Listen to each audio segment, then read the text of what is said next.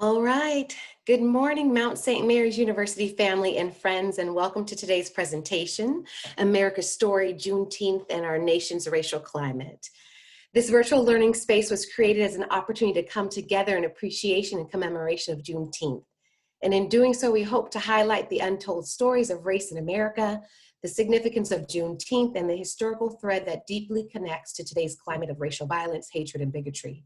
We are grateful for your participation and look forward to today's discussion. Before we begin, I would like to get some housekeeping items out of the way first. In our efforts to maximize distribution of this important content, we will be recording today's session and posting on our My MSMU page for restreaming. Thus, as a friendly reminder, please keep your microphones on mute for the duration of the presentation. Lastly, if you do have questions throughout the presentation, feel free to use the chat function as we want to ensure adequate time for our speaker to share out. I do assure you that time has been set aside for Q&A to follow the presentation. And at that time, you will be able to unmute yourselves and ask questions should you prefer to do so. I think that takes care of our housekeeping items for today. To begin, my name is Carrie Boland, and I serve as the Director for the Center for Diversity, Equity, and Inclusion at Mount St. Mary's University, along with my colleagues Bernadette Robert, Associate Vice President for Diversity, and Megan Stodden-Ross, Program Manager for the LOS Initiative. And the role of the center is to provide leadership vision for programs and services that advance diversity, equity, and inclusive excellence for all members of the Mount community.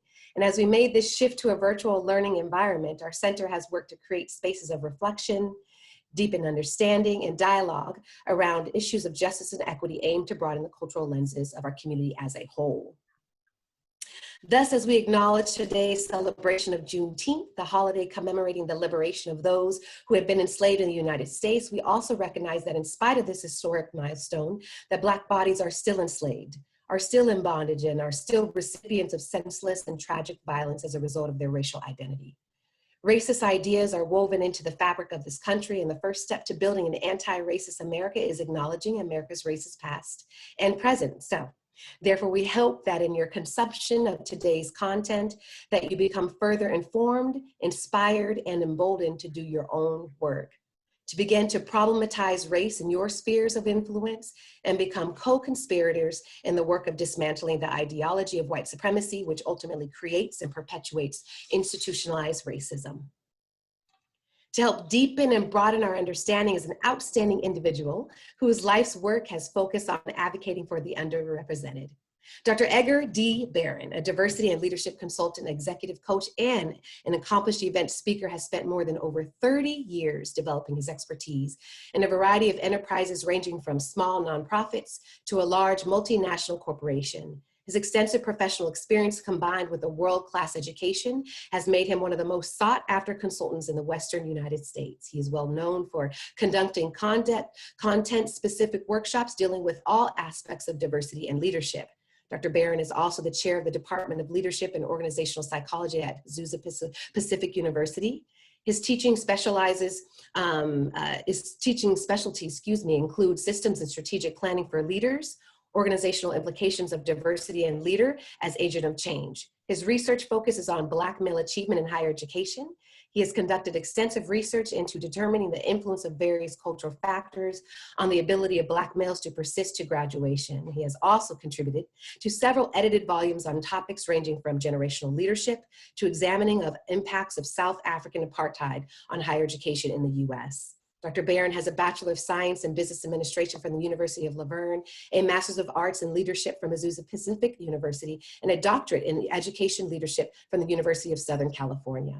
He is also a member of the International Leadership Association, National Association of Diversity Officers in Higher Education, and the Phi Kappa Phi Honor Society. Dr. Barron and his wife, Lucia, currently reside in the Los Angeles area and have been married for 37 years. No small feat. So we are incredibly blessed to have a powerhouse change agent with us today to share his wisdom and expertise in equity work. At this time, I will hand it over to Dr. Edgar Barron. Dr. Barron, the floor is yours. Thank you, Dr. Boland, and happy Juneteenth. It's good to be with you all. I want to thank Dr. Boland and the other members of the DEI efforts at Mount St. Mary's for the invitation. Also want to acknowledge Dr. Boland's long-standing work in the area of diversity, equity, inclusion, and let me add justice to that. In fact, it was Dr. Boland's work that was the backdrop that gave birth to our relationship. And so I met her as she was deeply involved in this work and has been for years. And so I feel honored to be a part of this. Also, want to thank and acknowledge all of you. My screen says 54. I am overwhelmed. That's amazing. Thank you for all showing up. And I don't just mean jumping on this Zoom call. I mean showing up socially, culturally, and in an activist manner, because I consider any time we engage these topics to be an act of not only resistance, but an act of anti-racism. And so I want to acknowledge that. So when Dr. Boland first asked if I would be available, the answer was always yes. I don't know that I've ever said no to Dr. Boland. So it was an automatic yes, but the immediate tension was how to do something significant in an hour's time. And so I'm going to endeavor to do that, holding to the commitment that I've been given, but also doing something hopefully that will translate and transform your thinking process and position you to be activists and allies and anti-racists going forward.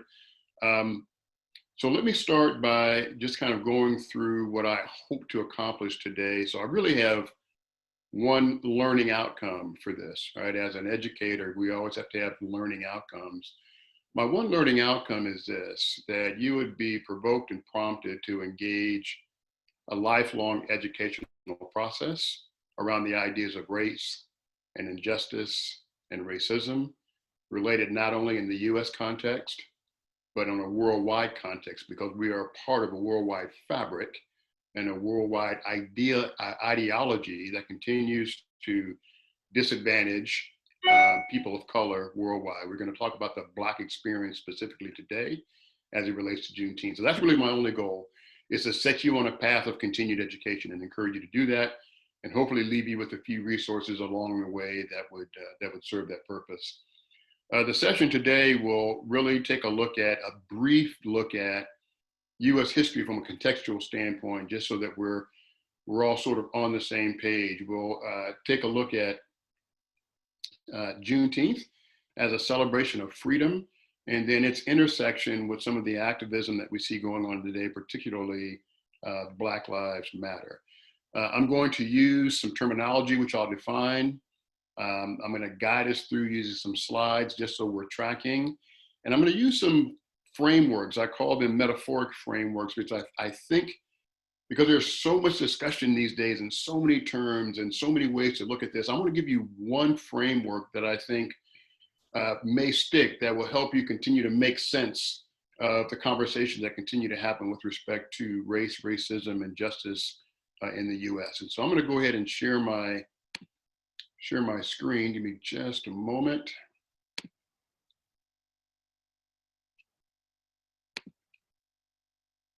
You all let me know if you are tracking with me here. Perfect. So the best title I can come up with today, that I've been really thinking about this, given the resurgence of Juneteenth, is Juneteenth as an act of historic act of race, anti-racism. So Juneteenth, an historic act of anti-racism. Juneteenth is also known as Freedom Day. And so we'll unpack Juneteenth a bit more in the course of the morning. So let me go through a few definitions. And again, these definitions are definitions that I have honed and treated and retreated over the years, because they warrant that as our understanding grows and deepens and as context broadens. And so feel free to take these and adapt them in your context and do sense making around them. The first one has to do with racism. And my best definition of racism is a marriage of racist policies and racist ideas that produce a normalized racial identity, right?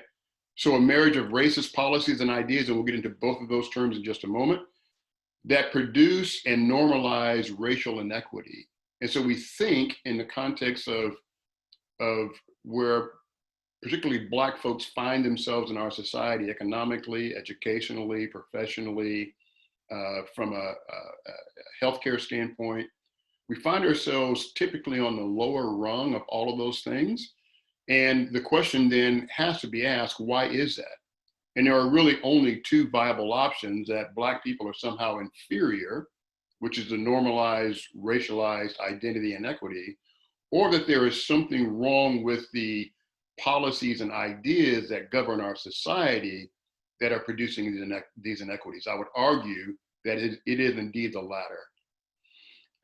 The second definition has to do with racist power. So racist power has to do with the agents that produce and continue to reproduce racist power based on economic, political, and cultural self-interest. So the idea here is that power has to emanate from somewhere. The idea that policies and ideas get to be perpetuated really is dependent upon power to do that. Those that don't have power are not capable, they don't have the wherewithal to produce and reproduce these notions that continue to perpetuate inequity. They have to be streaming from some power source. And my argument is that this power source has at its core some level of self-interest, whether that's economic, political, or cultural, right? The next definition has to do with racist policy, which is really any measure that produces or sustains racial inequity between racial groups.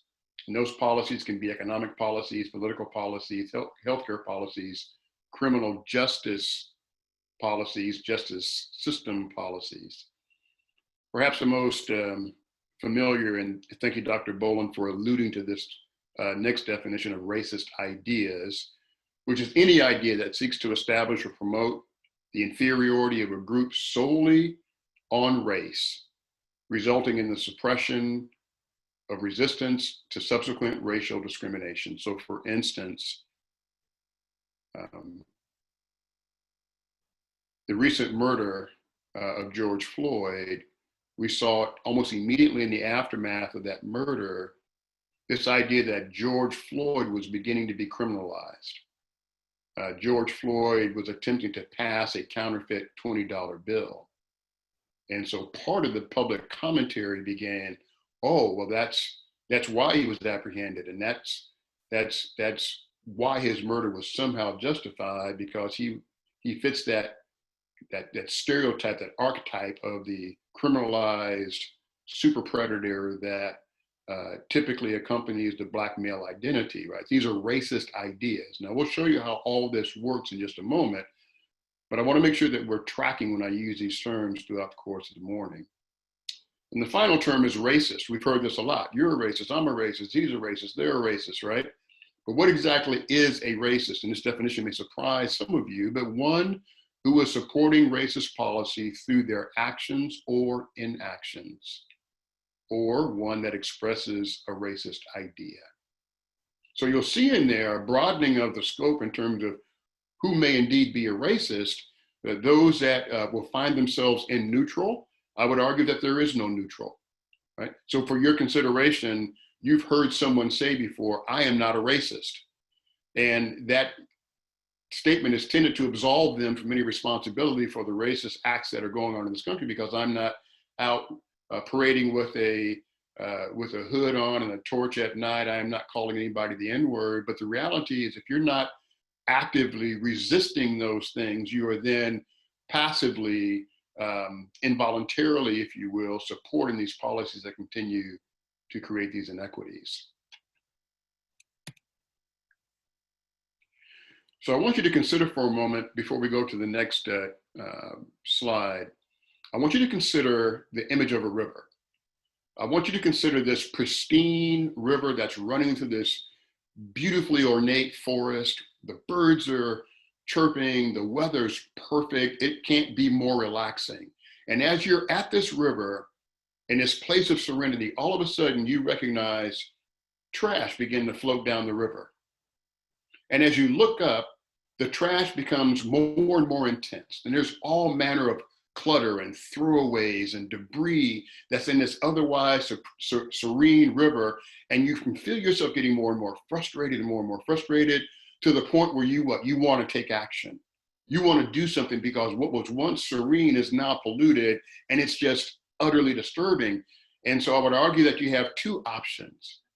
You can jump in the river and start throwing that debris to the banks and just trying to get rid of it as best you can, working hard, and even enlisting friends to do the same, only to realize that your efforts, your modest efforts, are having minimal to no result.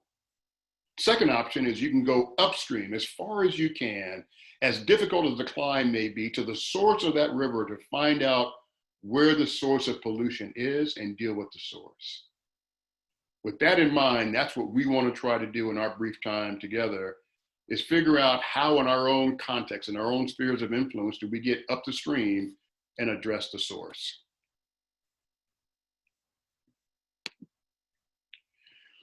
So the first and most powerful metaphor we're going to use is this one of the iceberg.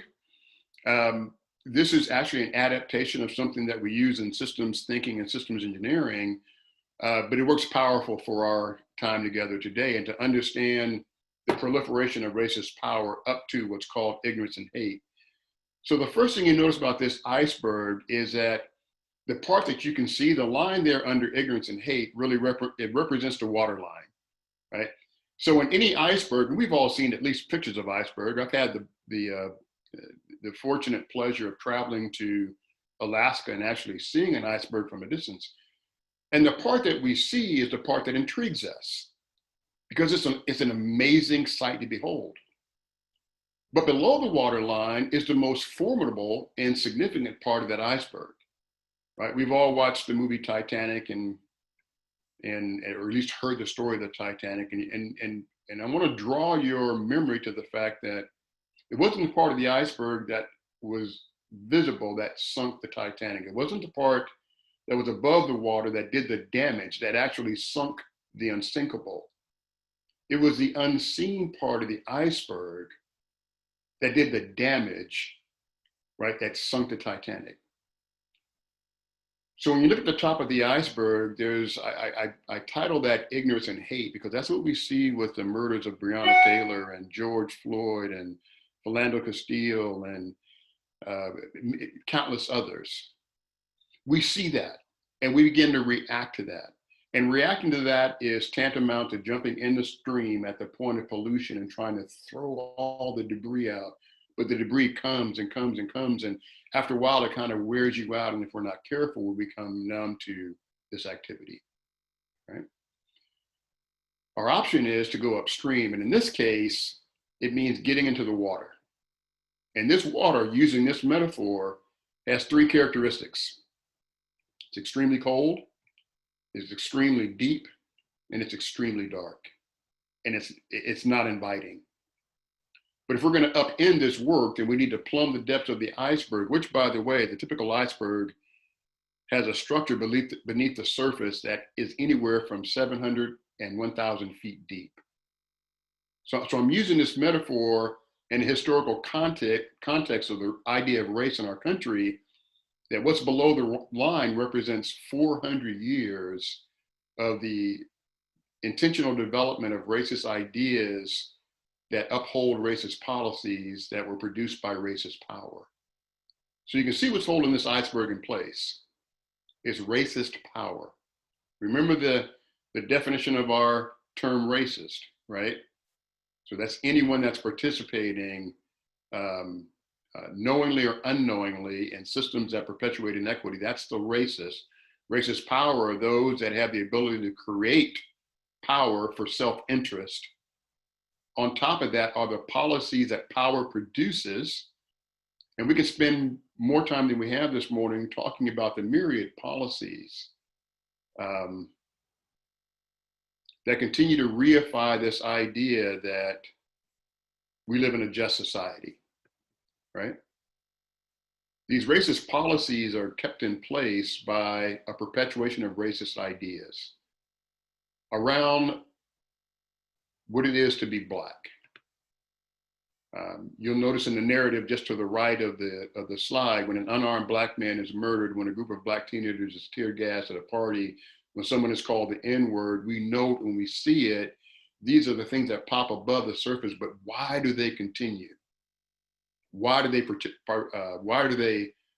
continue to perpetuate? We have to understand that we live in a society. It's interesting. We talk about institutionalized racism and structural racism. The fact of the matter is that's somewhat of a redundant term, because our institutions and structures are where racism abides, right? Those are the housing places, if you will, for racism. So what we really, in my estimation, need to look at are the power structures that continue to develop the policies driven by the ideas that break the surface more times than we can wrap our minds around, that get our attention. But when there are no more events, when there's enough space between events, the focus seems to subside. And in the meantime, power, policy, and ideas continue to be perpetuating. So here's how it works. You have racist power that leads to policy, that leads to ideas, resulting in ignorance and hate. In this case, resulting in violence, but it could result in any other kind of discrimination. But in this case, it results in violence, which goes right back to racist power.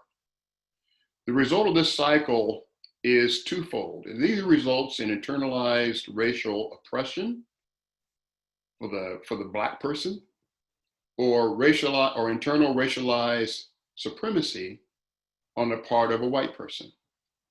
That's why violence, going back into racist power, is, in my opinion, what's happening, because racist power is almost energized by this idea that, or let me rephrase that, it allows racist power to justify the killing of innocent people because of this idea of internalized racist superiority. Something was wrong with that individual, right? So racist ideas at their essence are intended to create an other category. And whenever you create an other category, a category can't be other unless there's a normal. There first has to be a normal in order for there to be an other.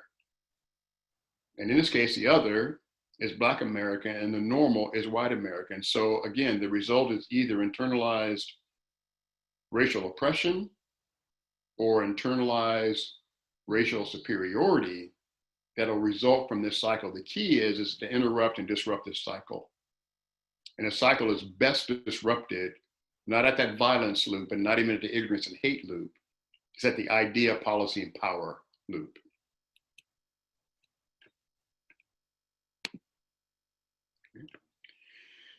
And finally, from a diagram standpoint, whenever we begin to other someone, whenever we begin to other, and we have to be careful too, whether you consider yourself conservative or progressive. If you're on the progressive end of the spectrum, we have to be careful that the other doesn't become the one that's on the conservative end of the spectrum. Because whenever we other, the last domino to fall is always violence. It's always overthrow. It's always upheaval. The goal of moving towards a just cycle is not just to overthrow of the existing cycle or the existing power structure, right? It is a transformation of the existing power structure. So just to show you, the last domino to fall, whenever, whoever it is, begins to other, is violence.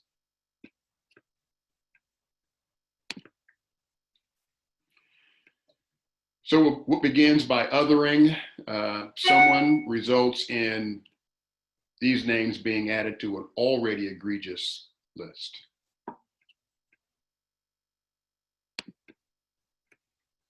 So let's talk about Juneteenth as an act of anti-racism. I use the word anti-racism to emphasize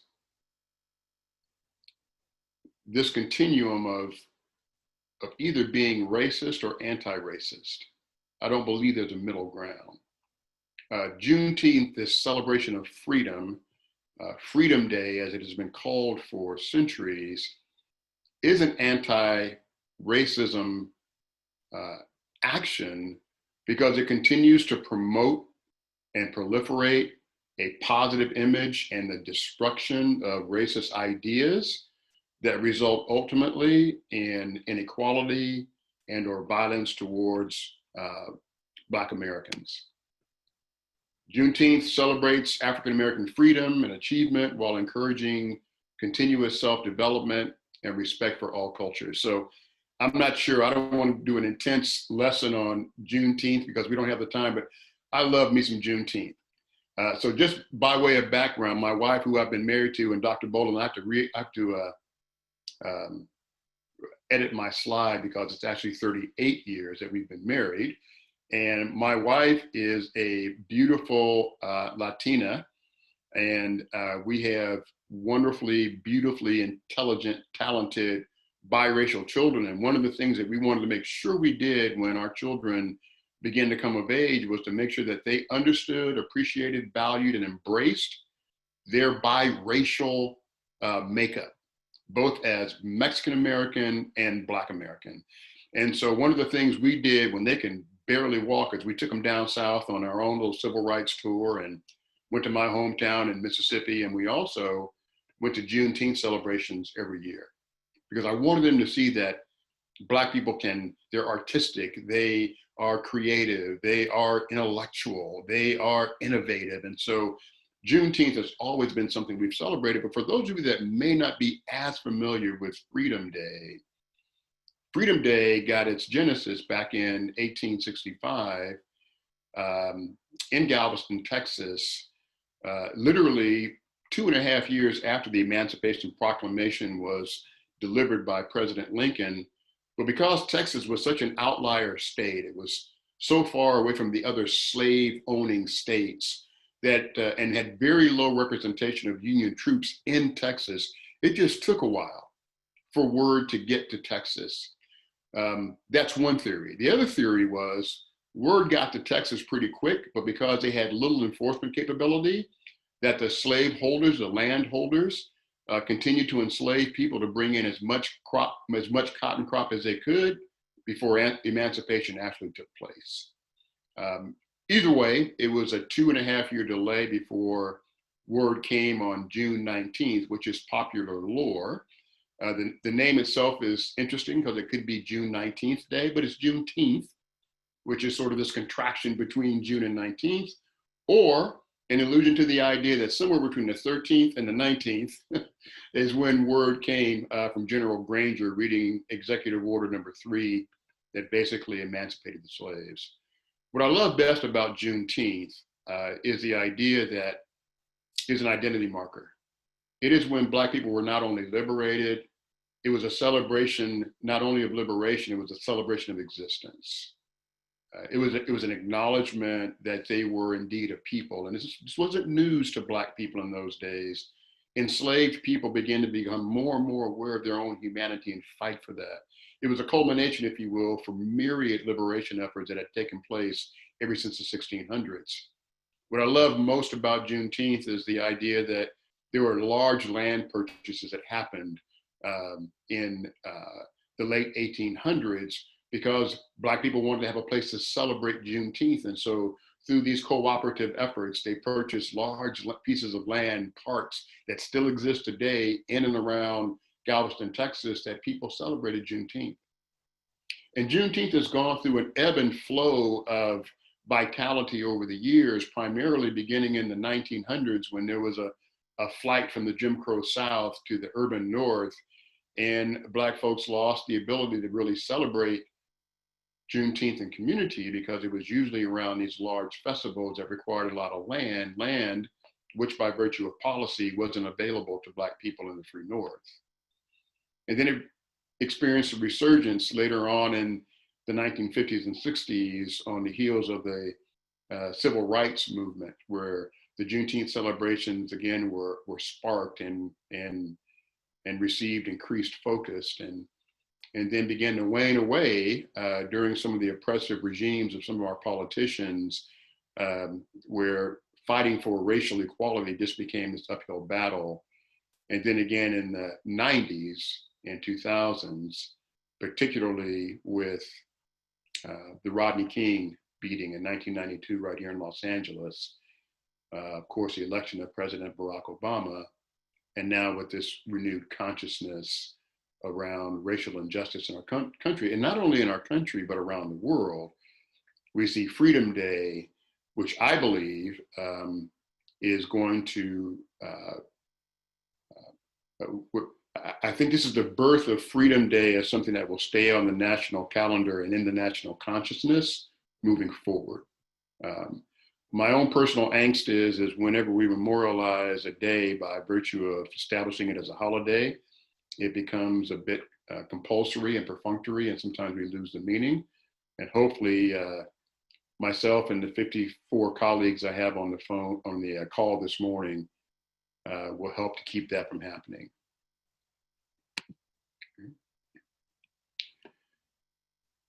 So as you can see, there are institutions that have contributed deeply to sort of memorializing and institutionalizing Juneteenth, from the Smithsonian to the Henry Ford Museum and these ongoing beautiful celebrations that happen throughout the, the country. And hopefully you all will be doing something today to celebrate Juneteenth, if not just enjoying the wonderful food that is always kind of the center point and highlight of Juneteenth. But I want to move to talking about Juneteenth. If I can get my slides to advance here.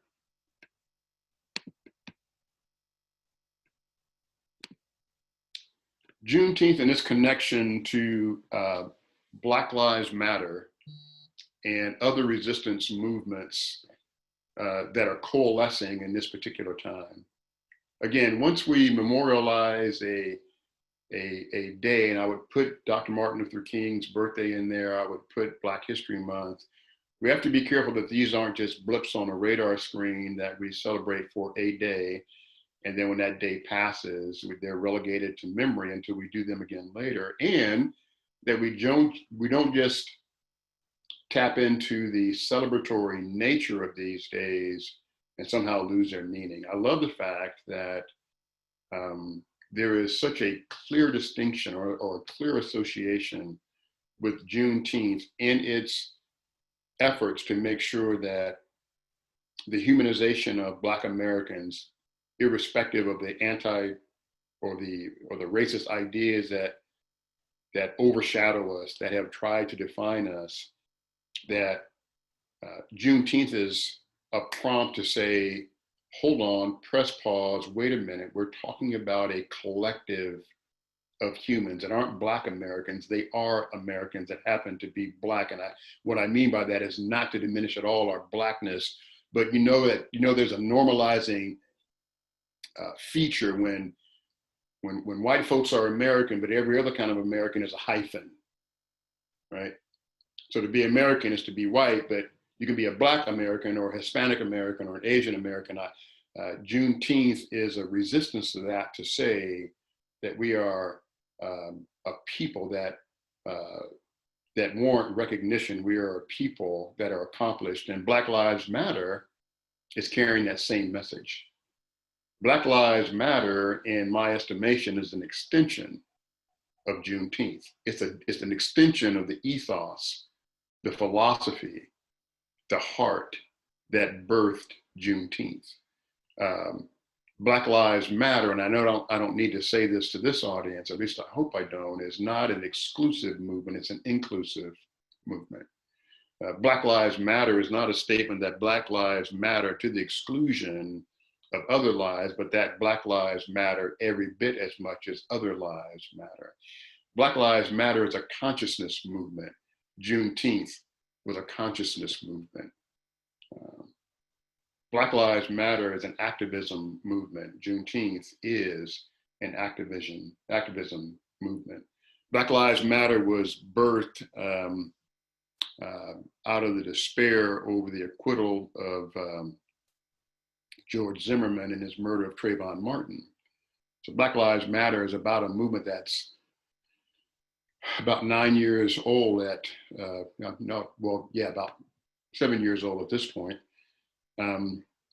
My concern with the public narrative, and we need more voices to accurately reflect the goal and purpose of Black Lives Matter, is the way that Black Lives Matter is being co-opted in pop culture as a movement that somehow is violent at its root. So I would encourage all of you to read a bit about the role and goal of Black Lives Matter, because it is at its heart a resistance movement that seeks to promote the viability of Black lives, not only in the US, but around the world. I want to also say that when it comes to racist ideas, when it comes to any movement that's generated around ideas, in this case, the idea that Black lives matter, or in the worst case, racist ideas around a white normalized framework, is that ideas only require believers, right? Not thinkers. Ideas only require believers.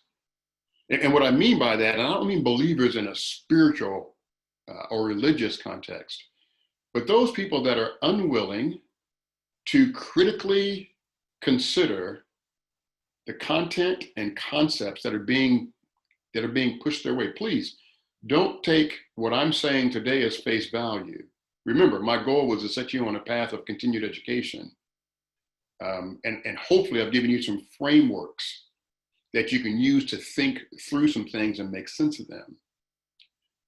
But I'm hoping that what we're producing in our educational environments, my goal is to produce thinkers and not just believers. Believers, by definition, are passive. Believers, by definition, have the goal of confirming their own bias, right? So if you find yourself confirming your own biases, if you are consuming resources that just sort of scratch your own itch of whatever side of the political spectrum you're on, my hope is for a consciousness that would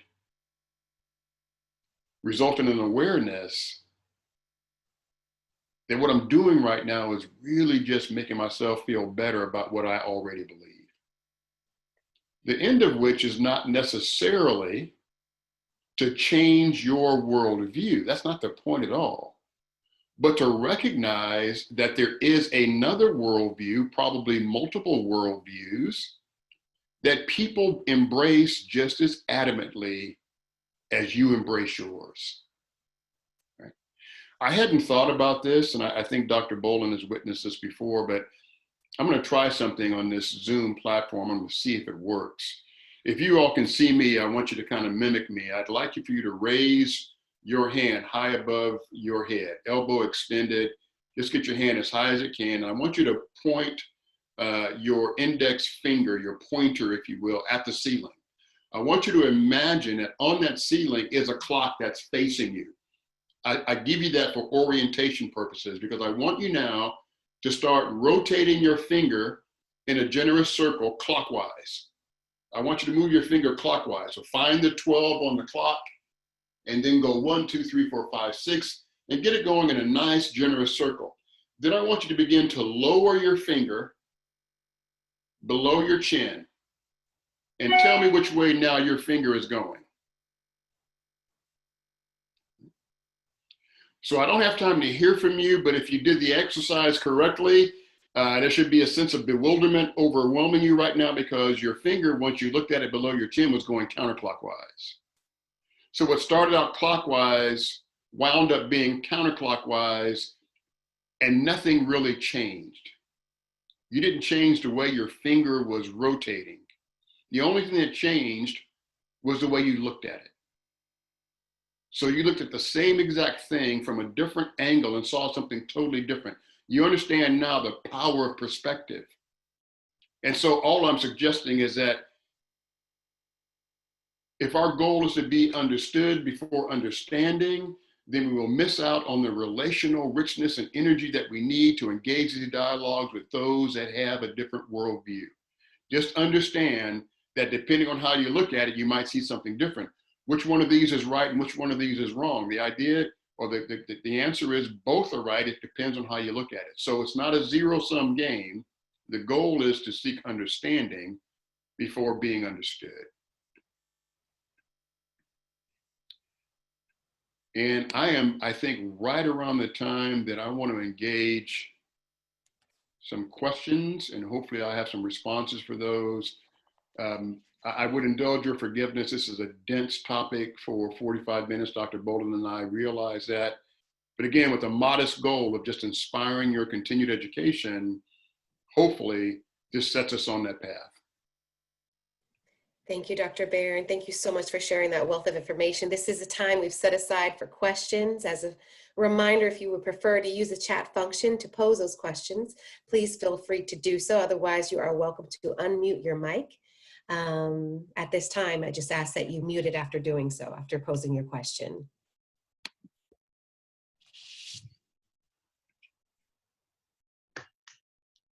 Sophia, I see you raising your hand. Go ahead. I don't think anyone is surprised about that. But first of all, thank you, Dr. Barron, so very much. I really appreciate your lecture this morning, your talk. It's really informative. And I have about 15 questions, but I'm going to ask one. And it's in keeping with the learning outcome, your desirous learning outcome of provoking and prompting to engage in battle. And I anticipate that in the next, I hope longer, but in the next few months at least, this conversation is going to happen. And there are many people who are going to be engaged in different conversations with both sides of the question. And my question is, I was listening to you talk, and you were talking about racist power and racist ideas. What is your take on the individuals who say that those individuals, especially in the minority population, who are touting for rights and freedom or justification or alleviating injustices, what do you say when they say, well, you're a racist too? Yeah. What is racist power ever positive? Are racist ideas ever positive? And what is something as a learning tool that can be used? And perhaps you can just speak to that just a little bit, please. Yeah, Thank you. I will. Thank you, Shirley, for getting 4 or 5 questions in there. You didn't get all 15, but you got a few. So let me start with the idea of how do you engage someone that is seeing from a different perspective, right? So you all know, some of you even listening to the questions that she was asking, some of you even started bristling because you know that person, right? You know that person and you already, and this sort of energy begins to build up in us. So first of all, we need to recognize when that's happening to us, because right away, just from a psychological standpoint, there's this thing called cognitive load that happens that really diminishes our ability to respond effectively. So we want to recognize our own physiology when that happens and just sort of calm ourselves. And I usually start out by saying something like, help me understand what you mean by Black people can be racist or everybody can be, because I really want to know now, what are you basing this on? All right. So I would really try to de-escalate myself first and then de-escalate to others so that we don't become argumentative, right? The reason I gave you frameworks is so that at least in your own mind, you have an idea of what some of these terminologies mean, because for the most part, we have reduced racist and racism to pejoratives, right? We call people a name. You're a racist. And then we lose sight of the real systematic power of that thing that undergirds it. And we have these interpersonal individual fights that result in nothing. So I really want to understand, where's a person coming from? And in my framework, I can make sense out of the question and reinterpret that back to the person so that we're talking about the same thing. Never assume when you're talking about these concepts that you're both talking about the same thing. So take some time to find that out. And then thirdly, I think Sophia, pardon me. Second thing, lastly, Sophia, I don't necessarily engage everyone. There are some people that I just choose not to waste my time with, because the goal in some cases is to see who can win the argument. And I've never seen anybody converted from what they believe to something new based on losing an argument. They only find the fodder they need to continue their argument because they're confirming their own bias by consuming materials that confirm what they already believe. So calm yourself, be in touch with your own physiology, your own psychology, ask a centering question, define your terms so you're talking about the same thing. Okay. And I think finally, is it possible for racist power to be good? I would say no, because the goal of any kind of power is self-serving. And if it's self-serving, it's not publicly good, right? Add racist to that power, right? It says that there's only, the self-serving is to the exclusion of others in society, and that can never be good, right? Can Black people be racist? So Dr. Ibram X. Kendi, who wrote the book, How to Be an Anti-Racist, I enjoy Dr. Kendi's work. There's no but coming, except that we probably would disagree a little bit with, can Black people be racist? He makes an argument that Black people can. Where I struggle is understanding the power that Black people have in terms of policy that would really enact inequity on other races, particularly white race. So I don't know that I totally agree there. Can Black folks be bigoted? Can they be prejudiced? Can they be mean-spirited? Absolutely, but I think that comes up short from the bottom of that iceberg with respect to racial power. I hope that, Sophia, addressed your question. Good, thank you. Thank you, Dr. Barron. We have another question in the chat from Catherine. It reads, I am white, seeking to better understand why the events many years ago are impacting today's society. I understand policies of the government having impact on today's integration. How do I cope with viewing the Black Lives Matter movement are demonstrating in rioting and looting? How can I empathize with the combative race? Yeah, great question. Thank you for that. One of the things I did in brief during this morning's presentation was try to give a little bit of historic context. I did a poor job only by virtue of the fact of the time that we had. The reason, what's really important, and give me the name of the individual that asked that question.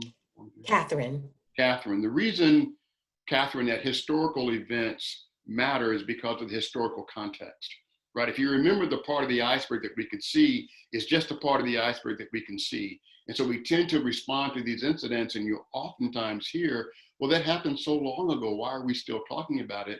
Because the so long agos are produced by the same source, right? They're produced by the same source.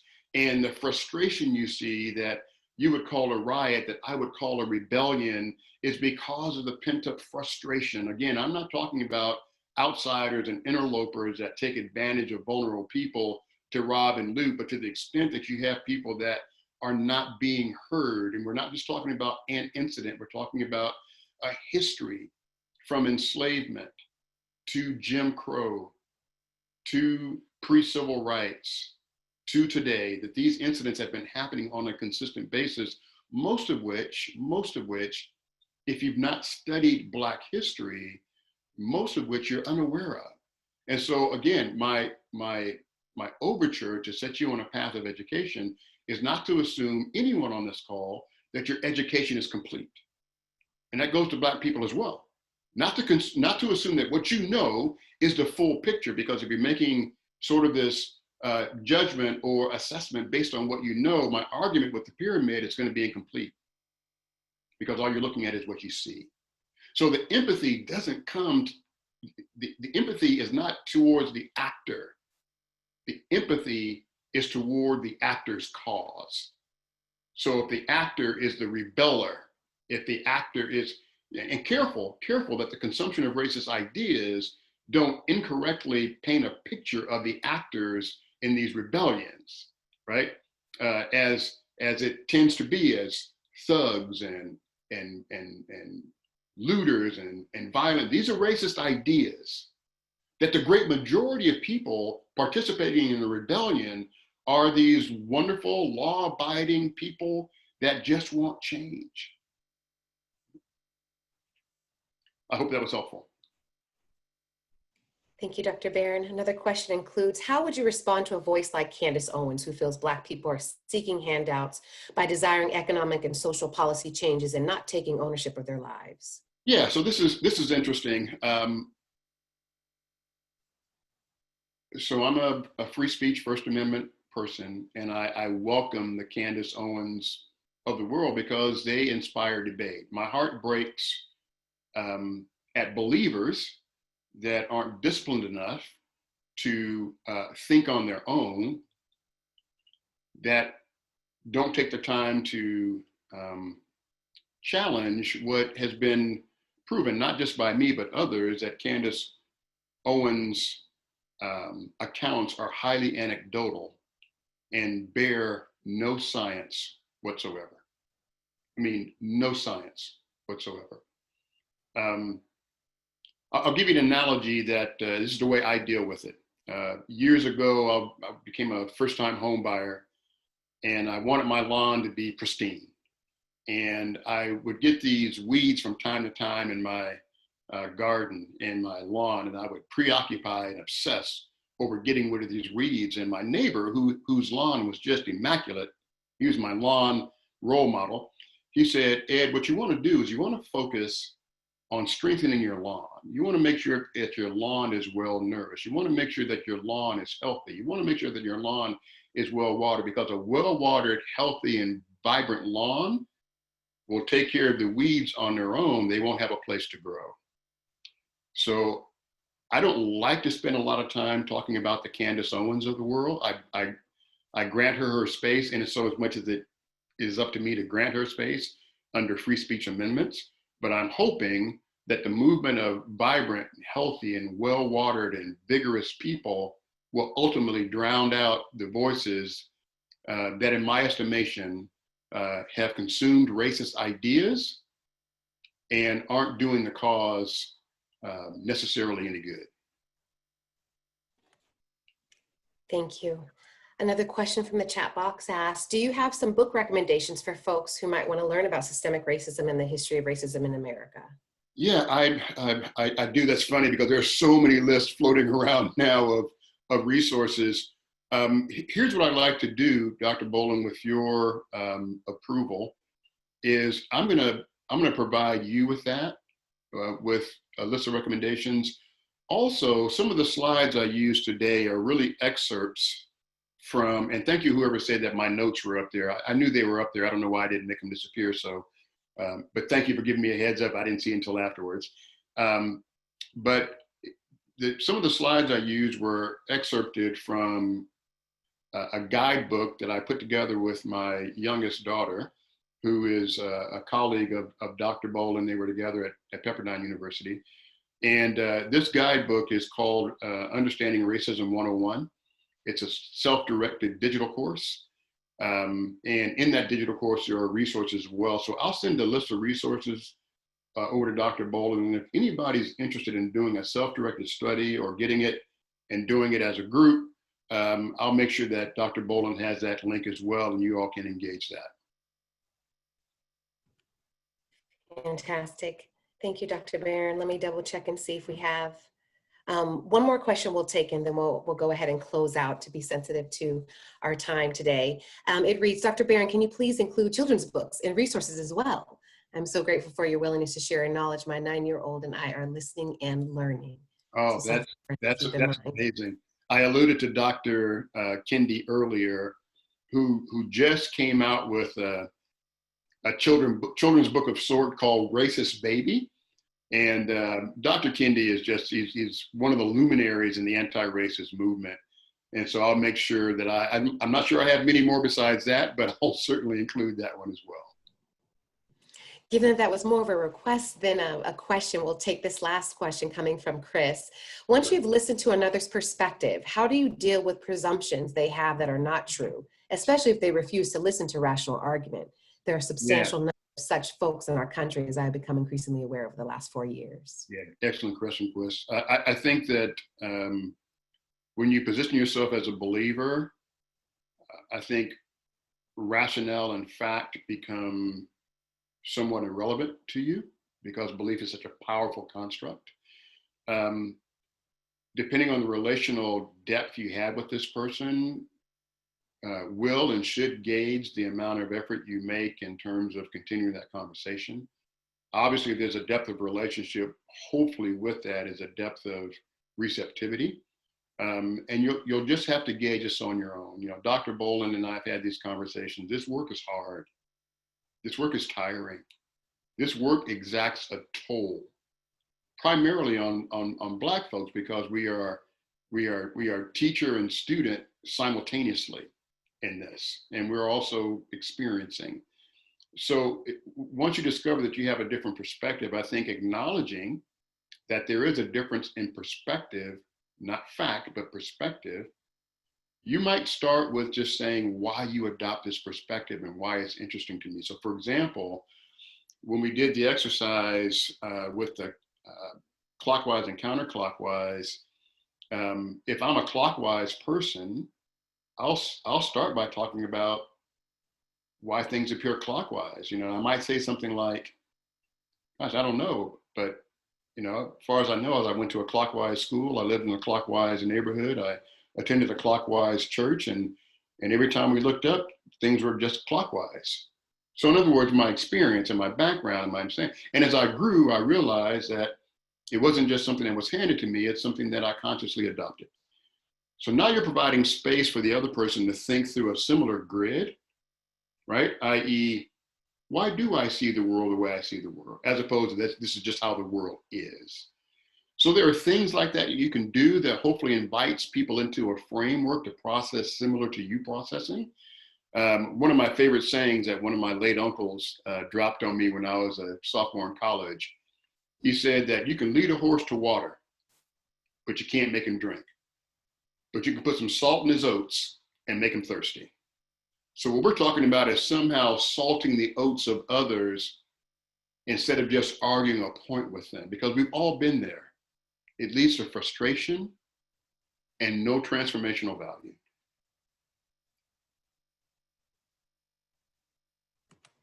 Thank you, Dr. Barron.